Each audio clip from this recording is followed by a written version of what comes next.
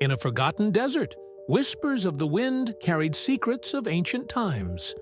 Locals spoke of a hidden valley where the wind sculpted the land into mysterious shapes. One night, a traveler stumbled upon this valley, drawn by the eerie melodies of the breeze. As dawn broke, the wind revealed a colossal face etched into the cliffs, its eyes seemingly alive. Legends claimed it was a guardian, watching over the earth.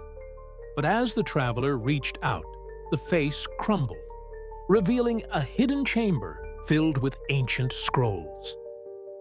The wind, it seemed, was not just a sculptor, but a keeper of secrets,